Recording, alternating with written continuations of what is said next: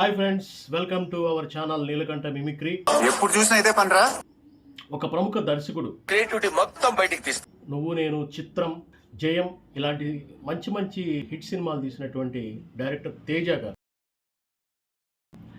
గారి voice rare voice. ఒకసారి ఆయన వాయిస్ ఎలా ఉంటుందో చూద్దాం. ఆయన చాలా నవ్వుతూ మాట్లాడతారు, బాధలను కూడా నవ్వుతూ చెప్తుంటారు. అది ఎలా ఉంటుంది, ఆయన ఒక డిఫరెంట్ మాడ్యులేషన్ ఉంటుంది. ఒకసారి చూద్దాం. నేను పోయే లోపల వస్తుంది. సార్, మీరు నిజం సినిమా తీశారు. అది మహేష్ బాబు లాంటి పెద్ద హీరోతో తీశారు. మీ ఎక్స్పీరియన్స్ ఆ సినిమాకి సంబంధించి ఎలా ఉందంటే? నిజం అనే సినిమా తీశా, కరెక్టే. మహేష్ చాలా బాగా చేశాడు, పర్ఫార్మెన్స్ చాలా బాగా చేశాడు. కానీ సినిమా అనుకున్నంత ఆశించినంతగా రాలా. చూసి నాకు నచ్చకపోతే నచ్చలేదని చెప్తా. ఇట్టాల ఫ్లాప్ అయింది, పోయింది, కమర్షియల్గా ఫెయిల్ అయ్యాం. మహేష్కి నంది అవార్డు వచ్చింది. రావటానికి కారణం నేనే కదా సార్. మరి ఇప్పుడు ఇంకా మీరు అప్పట్లో మంచి మంచి హిట్స్ ఇచ్చారు, ఇప్పుడు ఎందుకు ఇవ్వలేకపోతున్నారు? ట్రై చేస్తున్నా. అంటే ఎవరు మనం కథలు తీసుకెళ్తుంటే నచ్చట్లా, వాళ్ళకి నచ్చట్లా, ప్రొడ్యూస్ చేయడానికి ఇష్టపడట్లా. మధ్యలోనే కష్టం, ఇది ఆడదాన్ని. బాలకృష్ణ గారితో అప్పుడు సినిమా తీశారు, దానవీర సూరకర్ణ టైపు అదే అనుకుంటా సినిమా తీశారు. మరి అది ఎందుకు ఫెయిల్ అయింది? బాలబాబుతో సినిమా అంటే ఫస్ట్ మంచిగా తీద్దాం అనుకున్నా. కానీ నేను సెట్లో అందరినీ తిడతా, కొడతా, చిత్తం కొడతారు, కొట్టరు. మైకిల్ ఇసిరేస్తా. నాకు షార్ట్ రెడీగా ఓకే రాకపోతే నాకు కోపం వస్తుంది. యాక్చువల్గా నేను అందరిని తిడతా ఉంటా, ఆ సెట్లో కూడా తిడతాను. At the same time Balayya Babu కూడా, ఆయన కూడా తిడతాడు. ఆయన నేను అందరిని తిడుతుంటే ఆయన నన్ను తిట్టాడు, కొట్టబోయాడు, భయపడ్డా, వద్దనుకున్నా.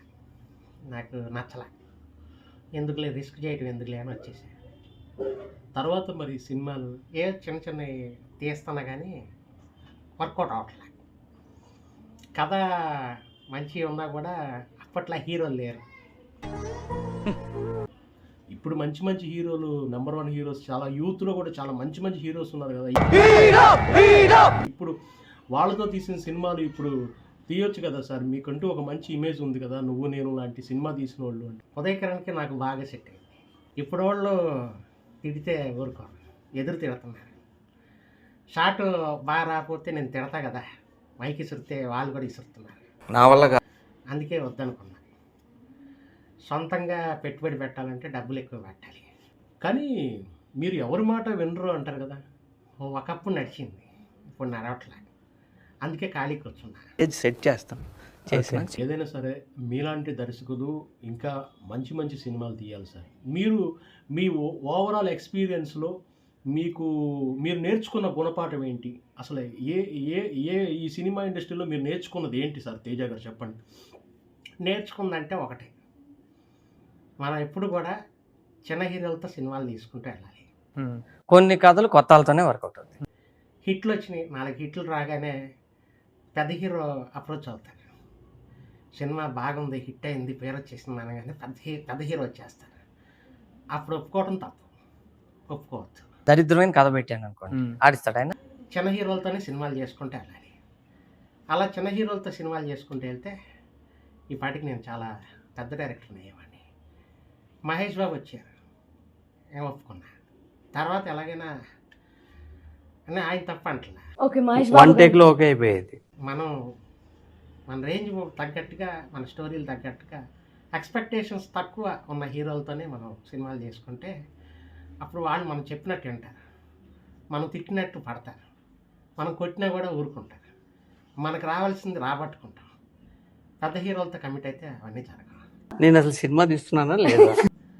నేను నా లైఫ్లో నేర్చుకుంది అదే, చిన్న హీరోలతో సినిమాలు చేయాలి. రాంగ్ స్టెప్ వేసా సార్. నిజంగానే మీరు చెప్తుంటే ఎక్కడో కొంచెం అది కరెక్టే అనిపిస్తుంది. అది మీరు అదే వేలో కనుక వెళ్ళుంటే బాగుండేది. ఏదన్నా సార్, మీరు ఇప్పుడు ఎలా ఉంది లైఫ్, ఎలా ఉంది? పర్లేదు, ఏదో నాకున్న దాంతో అట్లా నడుస్తుంది, ఇబ్బందే లేదు. సినిమాలు చూద్దాం, ఇంకా టైం ఉంది. ఏమో నాకు ఇంట్రెస్ట్ ఉంది సినిమాలు తీయాలని, కథ ఎవడ పడతలే. ట్రై చేస్తా. అరే పడకుండా మీరు సినిమాలు తీయలేదు సార్. నాకు సీన్ అలా రావాలంటే నేను అలాగే తీస్తాను అంతే. ఇట్లా ఉంటుంది. ఎంతసేపు అయినా మాట్లాడుకోవచ్చు అండి ఇలా. అంటే తేజ గారి కన్వర్జేషన్ ఆయన నవ్వుతూ చెప్తారు. సినిమా పోయిందన్న కూడా సినిమా పోయింది, నష్టం వచ్చింది, అనుకున్నంత ఆశించినంత రాలా, దెబ్బేసింది బాగా, దివాలా తీసా, ఇల్లు అమ్మేసా, మొత్తం ఆస్తులు అన్నీ పోయినాయి. అంటే నవ్వుతూ చెప్తారు. అంటే ఇది వెర్షన్, ఆయన వెర్షన్. సో ఈ వీడియో మీకు నచ్చినట్లయితే మీరు లైక్ చేయండి, సబ్స్క్రైబ్ చేయండి, షేర్ చేయండి. బాగా కష్టపడి కొత్త వాయిస్లు వెతికి చేస్తున్నాను అబ్బా. ఒక లైక్ చేసి కామెంట్ చేస్తే నా వీడియో కొంత వెళ్తుంది కదా. ఎందుకని మాలాంటి ఆర్టిస్టులు ప్రయత్నాలు చేస్తూ ఉంటే ఇలా ఇక్కడే ఉండిపోతాం. అంత నేను చాలా గతంలో కూడా చెప్పాను, మంచి వీడియోకి మంచి ప్రయత్నానికి సపోర్ట్ చేయండి. సపోర్ట్ చేస్తే ఏంటంటే ఇంకా కొంతమందికి యూజ్ అవుతుంది ఈ కళ. అది నేను చెప్పాను. Okay, anyway thank you so much. నేను కొత్త వాయిస్లు చేస్తూనే ఉంటాను, వస్తూనే ఉంటాను. మీ నీలకంఠ. Thank you.